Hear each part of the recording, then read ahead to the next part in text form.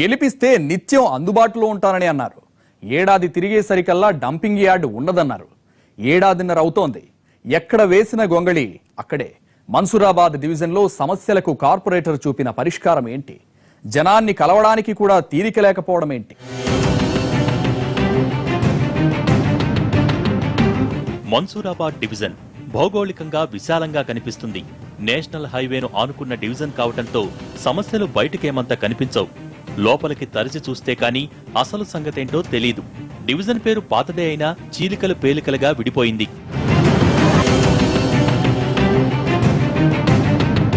ప్రస్తుతం కార్పొరేటర్గా కొప్పుల విఠల్ రెడ్డి ఎన్నికయ్యారు. ఇప్పుడున్న మన్సూరాబాద్ డివిజన్ గతంలో 9వ డివిజన్ గా ఉండేది. కానీ ఇప్పుడది 12వ డివిజన్ అయింది. డివిజన్ కు పక్కనే ఎల్బీ నగర్ ఉంటుంది.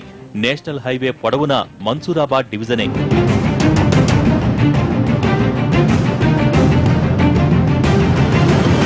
గతంలో గ్రామంగా ఉన్న హయత్ నగర్ ఇప్పుడు ఈ డివిజన్లోకొచ్చింది. కొత్తగా వచ్చిన కాలనీల్లో ఇప్పటికీ జీహెచ్ఎంసీ ప్లానింగ్ లేదు. గ్రామ పంచాయతీ అనుమతితో ఇళ్లు కట్టుకున్నారు. జీహెచ్ఎంసీ లేఅవుట్ చేయటం కానీ మౌలిక వస్తువులు కల్పించడం కానీ లేదు. ఇప్పటికీ కాలనీలన్నీ మట్టి రోడ్డే దర్శనమిస్తాయి. చినుకు పడిందంటే ఆ కాలనీల్లో తిరగటం కష్టమే. సీసీ రోడ్లు ఇప్పుడిప్పుడే మొదలయ్యాయి. కాలనీకి 1-2 సీసీ రోడ్లు మాత్రమే దర్శనమిస్తాయి. ప్రధాన రోడ్లే లేవంటే ఇక లోపలి రోడ్ల ప్రస్తావన అనవసరం అంటారు ఇక్కడి వారు. నగర నడిబొడ్డున ఉన్న మన్సూరాబాద్కు ఆస్తి పెద్ద చెరువు, చిన్న చెరువులే. కానీ ఇప్పుడివి అన్యాక్రాంతమవుతుంటే ఎవరూ పట్టించుకోవటం లేదు. ఆక్రమణదారుల చేతుల్లోకి వెళ్లింది పెద్ద చెరువు. మిగిలిన దాన్నైనా కాపాడుకోవాలని అనుకుంటున్నారు. ఇందులో భాగంగా చెరువును సుందరీకరించే పనిలో పడింది అధికారగణం.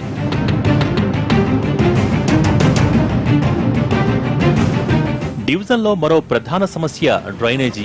నడి రోడ్డుపై మురుగునీరు పారుతోంది. అయినా పట్టించుకోరు. తాగునీటి వసతి కూడా అంతంత మాత్రమే. మిషన్ భగీరథ పనులు జరుగుతున్నాయి. ఆగండి నీళ్లిస్తామనే ధోరణిలో ఉన్నారు అధికారులు.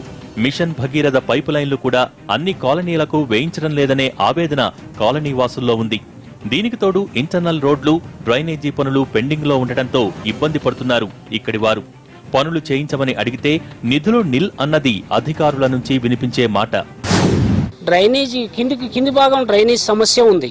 దానికి అవుట్లెట్ లేదు. అవుట్లెట్ అటు అయితేనే గనక కింది భాగం అయితేనే వాళ్ళు ఏదో భారీ ఎత్తున పర్చేజ్ చేసి అవుట్లెట్ ఇద్దామన్నారు. అది కంప్లీట్ కాలేదు. మిగతా దానికి డ్రైనేజ్ అయితే కంప్లీట్ అయింది. అయితే ఏంటంటే రోడ్ నెంబర్ లెవెల్లో డ్రైనేజ్ సమస్య బాగా ఉంది. పొంగి పొర్లుతూ ఉంది. డ్రైనేజ్ గతం 10-15 సంవత్సరాల కింద వేసిన లైన్ 8 ఇంచ్ లైన్ ఉంది. దాన్ని పెద్ద లైన్గా వేయాలనేది మా ఆలోచన. మేము ఆల్రెడీ పెట్టాము, కంప్లైంట్ ఇచ్చాము, వాళ్ళకు రిప్రజెంటేషన్ చేస్తామన్నారు కానీ ఇంకా కంప్లీట్ కాలేదు. మన్సూరాబాద్లో సాధారణ సమస్య కంటే ఎక్కువ ఇబ్బంది ఆటోనగరే. ఒకప్పుడిది మారుమూల కాలనీగా ఉండేది. ఇప్పుడిదంతా పారిశ్రామిక వాడగా మారింది. ఇళ్ల మధ్యే పరిశ్రమలు వెలిశాయి. దీంతో వచ్చిపోయే వాహనాలతో రోడ్లన్నీ దుమ్ము కొట్టుకుపోతున్నాయి. ఇప్పటి వరకు ఇక్కడ రోడ్ల పరిస్థితి ఎవరూ పట్టించుకోలేదు. వీటితో పాటు ఆటోనగర్ ను జీహెచ్ఎంసీ డంపింగ్ యార్డుగా మార్చేసింది. ఆటోనగర్ అంత దూరంలో ఉండగానే ముక్కుపుటాలదిరిపోయేలా కంపు కొడుతుంది. తాను గెలిస్తే ఏడాదిలోగా డంప్ యార్డును తరలిస్తామని హామీ ఇచ్చారు కార్పొరేటర్. ఏడాదిన్నర కావస్తోంది. డంప్ యార్డు తరలింపు మాట ఏం చేశారని అడిగితే మాట మార్చేస్తున్నారు. ఆ మాట దేవుడెరుగు. కార్పొరేటర్ ఇటువైపు రావటమే మానేశారన్నది డివిజన్ ప్రజల ఆవేదనగా తెలుస్తోంది.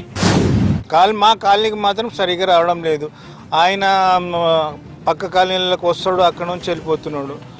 మరి మా కాలనీకి ఎందుకు వస్తలేడని మాకు కూడా కొద్దిగా బాధ అనిపిస్తుంది. మేము కూడా ఓట్లు వేసినాం కదా ఆయనకు, వేయలేదన్నట్టు ఏం లేదు. మాకెందుకు మా కాలనీకి వచ్చి మరి డెవలప్మెంట్ ఏమున్నది, ఏం సంగతి అని ఆయన కూడా తెలుసుకోవాలి కదా, రాలేదు.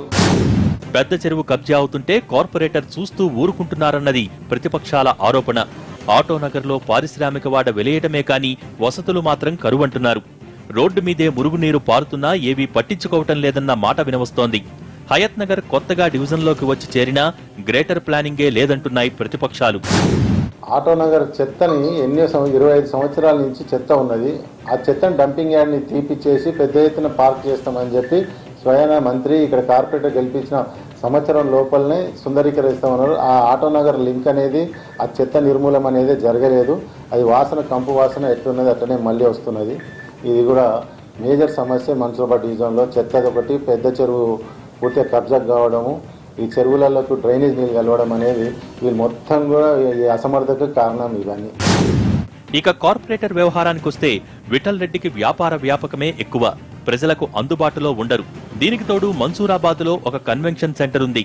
కార్పొరేటర్ గారికి డివిజన్ కార్యకలాపాల కన్నా కన్వెన్షన్ పనులకే ఎక్కువ ప్రిఫరెన్స్ ఇస్తారన్న టాక్ ఉంది. కన్వెన్షన్ కట్టిన భూమి కూడా పేదల నుంచి లాక్కున్నదే అన్న ఆరోపణలున్నాయి. రియల్ ఎస్టేట్ వ్యాపారంలో ఎక్కువ బిజీగా ఉండే విఠల్ రెడ్డికి కాలనీ వాసుల సమస్యలు అంతగా పట్టడం లేదనే అసంతృప్తి ఇక్కడి వారిలో బలంగా ఉంది. ఇద్దరు కుమారుల్ని రాజకీయ వారసులుగా మార్చటంలో తలమునకలై ఉన్నారని తెలుస్తోంది. డివిజన్ సమస్యలను పక్కన పెట్టి సొంత పనులు చక్కబెట్టడమే ఎక్కువన్న విమర్శలు వినవస్తున్నాయి.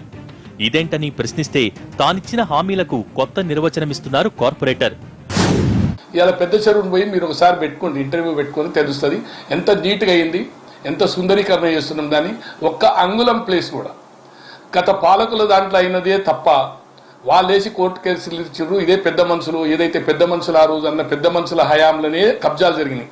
ఆ కబ్జాలు కోర్టు కేసుకు పోతే అవి కూడా తీపిస్తాం, తప్పకుండా అవి తీసే రోజులు వచ్చినాయి దగ్గరికి. తాను కార్పొరేటర్ గా ఎన్నికైనప్పటి నుంచి ఇప్పటి వరకు 18 కోట్ల మేర పనులు మంజూరు చేయించామని అంటారు విఠల్ రెడ్డి. నా వ్యాపారం నా ఇద్దరు కొడుకులు చూసుకుంటారు. నేను వ్యాపారం నుంచి ఎప్పుడూ రిటైర్ అయి ప్రజాసేవకైతే అంకితమైన ప్రజలని ఉంటా. అసలు ఉదయం నుంచి సాయంకాలం వరకు ప్రజల సమస్యలు తప్ప నాకు వేరే సమస్యనే లేదు. అయితే స్థానికుల కథనాలను అనుసరించి చెబితే కార్పొరేటర్ ప్రజలకు అందుబాటులో ఉండరని తెలుస్తోంది.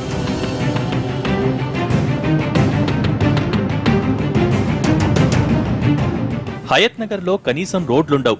ఇవేవి కార్పొరేటర్ కంటికి కనిపించకపోవటం తమ దురదృష్టంగా చెబుతున్నారు ఇక్కడి వారు. దోమలను పారదోలే ఫాగింగ్ మిషన్లు కనీసం నెలకొకసారి కూడా రావటం లేదని అంటున్నారు.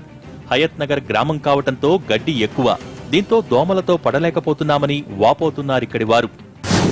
కొన్ని రోడ్లు కూడా అసంపూర్తిగానే ఉన్నాయి. వాటర్ లైన్ కూడా కొంచెం తక్కువనే ఉంది. ఆ డ్రైనేజ్ కూడా కొంచెం 25% లాగా డ్రైనేజ్ కూడా పెండింగ్ ఉంది. ఆరు దోమల మంది అయితే దోమల గురించి మాత్రం చాలా ప్రాబ్లం ఉన్నది సార్. డివిజన్ లో ఇన్నేసి సమస్యలు ఉంటే కార్పొరేటర్ మాత్రం చిన్ని నా బొజ్జకు శ్రీరామరక్ష అన్నట్టు వ్యవహరిస్తున్నారని ఆక్రోశం వెళ్లగక్కుతున్నారు స్థానికులు. తమ గోడు ఎంత మాత్రం పట్టడం లేదని, సొంత పనుల మీదున్న శ్రద్ధాసక్తులు డివిజన్ పనులపై ఎప్పుడు పెడతారోనని ఆశగా ఎదురు చూస్తున్నారు ఇక్కడి ప్రజానీకం.